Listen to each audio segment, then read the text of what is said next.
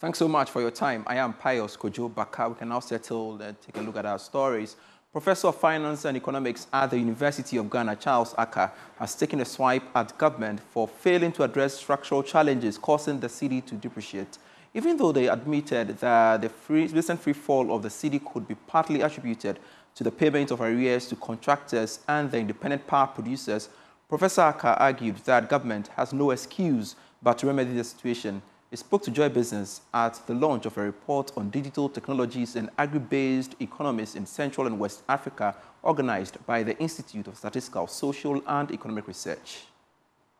The research initiative project will provide sub-grant to research institutions and industry players to undertake research on how the digital technologies could be leveraged to create employment opportunities in the green economy, especially for marginalized groups in West and Central Africa. Professor Charles Aka, speaking to Joy Business, indicated that government would have to do more to save the cedi. I think we have a structural problem. The structural problem is that we don't have adequate forex in the country. That's simple. Okay, if you have enough forex, then even if you pay contractors and they exchange it, you still have enough to release into the market, and there's adequate in the market. I don't think there's sufficient in the market. And how do we get adequate forex in the market? The supply side has to be fixed. The supply side will come normally from export. So if we don't have enough Ghanaian industries that are producing at scale and able to export all over to the global market, you will not have adequate supply of forex in the country. So we have to look at the Ghanaian industries. Are they productive? Are they producing? Are they competing? The global, are they exporting? How do we raise export? How do we build an export-driven economy? Director at the Institute of Statistical, Social and Economic Research, Professor Peter Korte, called for more investment in technology. They burn before they cultivate. But with green jobs, you don't even have to. At your back house, you can have greenhouse technology and be producing all year round. These emerging jobs also provide flexibility, but also require less traditional forms of education and training. The jobs also have the potential to create new opportunities for those who have been excluded, historically have been excluded from the job market. Women, poor people, physically challenged, etc. The 5-year initiative project will be funded by the International Development Research Center and would be managed by the Institute of Statistical, Social and Economic Research at the University of Ghana. Tanker drivers have finally reached an agreement with the NPA, the Association of Oil Marketing Companies and Tanker Owners, to enforce a new framework aimed at improving service condition. This will ensure that from July 1, the drivers will receive appropriate remuneration as stipulated in the new policy framework. Deputy General Secretary of the General Transport Drivers and Chemical Workers Union of TUC, Francis Salah, has been speaking at a news conference. So the document itself has been negotiated by all parties. When we say all parties, we are making reference to the Tanker Owners Union and then the AOMCs and us. It was coordinated by the NPA. You were aware of the strike that happened, and now the strike has been called off after a meeting with all the stakeholders last week. Now this week, Monday and today, we met on the document because other stakeholders involved indicates there are other portions in the document that needs a bit of clarity. So we met on it yesterday and today. We have cleared many of the doubts in the document. Inclusive of it is employer-employee relationships. That must be adhered to. We would finish this hopefully tomorrow. If we don't finish, we would continue and ensure that parties are clear on all aspects. And then by the end of June, all data of the tanker operators and the assistants would then be captured. That is before the end of June, to ensure that effective 1st July, all the tanker operators and the assistants will receive their monthly salaries and other allowances that is required. Inclusive of it would also be their road trip allowances. these are issues that had bothered them over time. And people also assume that because of this, the operators do pilfer. We still doubt that. We doubt it. But however, if somebody is working for you and you don't pay the person, what do you expect the person to do?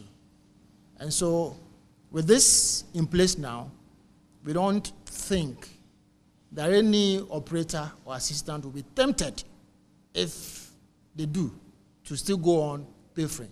Because if you do that, you do it at your own detriment. A while longer within the petroleum sector, because the Chief Executive Officer of the Ghana National Petroleum Corporation, Joseph Abuabu Dadzi, has responded to concerns about the decline in Ghana's crude oil production, as highlighted in the 2023 annual report by PIAC. During his inspection of GNPC's nearly completed operational headquarters in Takoradi, Mr. Dadzi downplayed the immediate impact of the decline, but stressed the need for increasing production volumes and reserves. Correspondent in Nathalia Kwanza has more. At the new GNPC operational headquarters in Takoradi, the CEO, Joseph Abuabu, responding to questions on the latest PIAC report, said, despite the concerning figures, he is optimistic about GNPC's future. Yeah, I mean, we need to increase our production, but you need to also appreciate that revenue is a function of two parameters, it's price and volume. So we've been very fortunate that even though volumes have declined a bit, we're still in a region of high oil prices. So revenue is still about stable. But of course, we need to work very hard and increase our reserves and also increase our production volumes. I mean, our responsibility is to make sure that we improve. So I don't think it's going to stay the way it is. Otherwise, then really, there's no justification for why we should even be employed by the state. So the idea is to improve productivity, and through that, we should then improve the volume of production that we currently have. So that's the objective that we set for ourselves. The PIAC report shows a drop in production from 71.44 million barrels in 2019 to 48.25 million barrels in 2023. However, Mr. Dadzi emphasized the importance of boosting productivity and operational efficiency, starting with the new headquarters. Strategically located in Takoradi, the operational headquarters is expected to foster better collaboration between GNPC and its partners in the oil industry. It's my first tour of this building and very impressed with the work that has been done here. I think the contractor has done a very good job. Together with the GNPC Works department, we're really very impressed. I mean, most of the time when you go to offices like this, the quality of finishing leaves so much to be desired, but I'm very impressed with the quality of finishing and the work that has been done. And I hope that this will help improve the productivity of the staff who work here. We already have the foundation people working from here. Some of the operational staff will also be brought here to help with our operations. As I just mentioned, most of the oil companies who operate in Ghana have their offices here, and their counterparts in GNPC will have to be stationed here to work with them to bring to fruition whatever objectives that we set for ourselves as far as the various fields are concerned. With the new headquarters nearing completion, GNPC is poised to strengthen its operations and continue its growth trajectory in the oil sector. In Nathalia Kwanza, Joy News, Takoradi. Some more business stories. The continent of Africa is said to be lagging behind when it comes to tapping into the immeasurable potential the blue economy has to offer to the continent's fortunes. Blue economy focuses on sustainable use of ocean resources for economic growth, improved livelihoods, provision of jobs while preserving the ocean's ecosystem. Chief Executive Officer of the Chamber of African Blue Economy, Mel Belton, says for Ghana and Africa at large to benefit from these conscious efforts have to be made to reap the benefits. She was speaking at a ceremony to announce the establishment of the chamber at Tema. Correspondent Kwame Yanka has more. Sustainable use of ocean resources for economic growth, improved livelihoods, provision of jobs while preserving the ocean's ecosystem. It is in this vein that the Chamber of African Blue Economy has been established to facilitate collaboration, drive innovation, and promote responsible practices that will unlock the socio-economic potential of the continent's coastal and marine resources as it conserves their ecological use.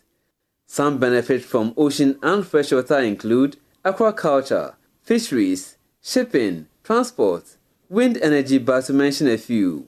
Chief Executive Officer of the Chamber of African Blue Economy, Mabe Abelson, says Ghana and Africa at large stand to benefit greatly when these untapped resources are used sustainably. Let us consider a process that promotes the coordinated development and management of water, land and related resources in order to maximize economic and social benefits in a fair manner without compromising the sustainability of vital ecosystems.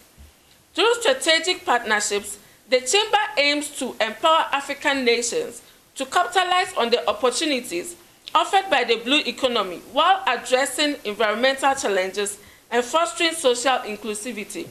An essential aspect of this mission is attracting investment to drive innovation and economic growth through our various projects we are yet to initiate. Whether you represent a government agency, an NGO, an academic institution, or a private sector company, we invite you to explore partnership opportunities with us. Together, we can catalyze positive change, build resilience, and unlock the full potential of Africa's blue economy for the benefit of present and future generations. According to marine engineer Dr. York Abedu, blue economy can be a source of employment for the teeming youth of Africa, as more than 37 African countries have coastlines. The oceans have potential uses, and we know that there are certain nations that do not have any resources apart from recreation at the beach, and they are making huge amount of money. What about us? The benefits, as I said, is huge. I mean, if we want to make sure that our fishing industry is growing, our energy, when we say energy, we are talking about production and exploration of oil and gas. But many people don't know that we can use the oceans and seas to produce electricity. So all these must be, will be done by me and you. Despite these benefits, Head of Nautical Studies Department at Regional Maritime University, Captain Joseph Benedict Obin, says there is knowledge gap when it comes to blue economy. Hence, the need to build capacity in the areas of education, sustainability, and the environment. So one of the challenges that we have is capacity building, having enough people to be able to come out with research papers, be able to come out with innovative ideas that will enable us to harness the resources that we have. And then there is the issue of sustainability. Today we are going there to exploit the resources there. Are we mindful of how we're going to make use of this so that the future do not become victims of our greed today? That's another challenge that we need to look at. And then we have issue of environment. The Chamber of African Blue Economy holds a view that research findings and proposals in the area must not go waste, as it is ready to help in the implementation of same, including collaborations with stakeholders. The Chamber is dedicated to advancing sustainable development and prosperity in coastal, marine, and freshwater environments in Africa. Tell you what, all is set for the third edition of the Blue Economy Conference to be held from 4th to 5th of July at the Julius Nyerere International Convention Center in Tanzania. The Blue Economy has an estimated turnover of between $3 to $6 billion.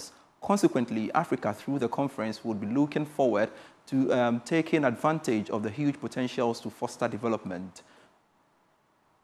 It means that we get more visible in terms of what are we doing or what we intend to do.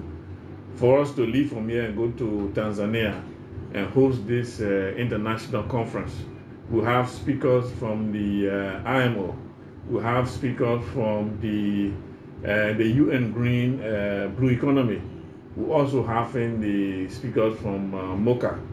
Then we have the UN rep responsible for East Africa and the blue economy. So a couple of international speakers have already been invited, accepted, and everything to participate in this program. So that is a plus for the RIMU. Our team will be leaving just after our board meeting on the 29th. The following week, the team will depart. The advanced team will go already. The team will depart. We're working in close collaboration with the Dar es Salaam Maritime Institute to ensure that that international conference is a success. With more. Welcome back to Business Live. The Bank of Ghana Governor, Dr. Ernest Addison, is cautioning speculators betting on the Cedi's current challenge to desist from that, warning their days are numbered. The governor disclosed this after the Monetary Policy Committee met to review developments in the economy. George Biafe has the rest of the story. The governor's warning was based on some fresh measures being introduced that could help in firmly stabilizing the Ghana cedi. As I see, I think that the work of the task force is relatively straightforward. I mean, we have a department in the bank. This is the other financial institutions supervision department, which is responsible for managing the foreign exchange bureaus. And they do have on-site visits. Dr. Ernest Addison is also rejecting suggestions that the IMF program has tied the hands of the Bank of Ghana, making it difficult to intervene in stabilizing the local currency. Information that I had, especially at the 3i Summit, we got some time to interact very much with a lot of the remittance transfer operators. And it's clear that most of them work with both the fintechs and the banks. So these foreign exchange resources associated with remittances are placed in the nostril balances of our commercial banks. And the banks have access to those resources to finance imports. So it comes to the broader Ghanaian banking system. There's also been rejecting argument that majority of extra proceeds have not been returned to the economy. And we are quite certain that the fund meeting on Ghana definitely will take place in June, given the fact that we have met most of the performance criteria. This is what the governor of the Bank of Ghana, Dr. Ernest Addison, had to say on the advisor that has been appointed to help in recapitalizing UNB. We've already made the assessment on the impact of all these contractor payments and IPP payments. It's very fundamental to the current circumstances, right? In the briefing that I gave, I talked about the fiscal position, government expenditures, the composition of those expenditures, the big items in the government expenditures. These are contractor payments and IPP payments. This has an impact in terms of the size of the fiscal deficit. On decline in lending to businesses, the governor argued the development was expected, looking at the current challenges facing the economy. He also believes that the situation should improve in the coming months. A lot of informal flows between Ghana, Togo, Benin, and I believe Nigeria. So nobody can rule that out. And we just have to be vigilant. Thanks so much for watching Business Live. With me, Pius Kojo Baka. For more stories, do log on to myjoyonline.com/business. Debt restructuring of Ghana, other African countries slow and difficult. That's according to the AFDB president. Also on that portal, MPC keeps policy rate at 29%. More stories on myjoyonline.com/business. See you same time tomorrow. I leave you with international business.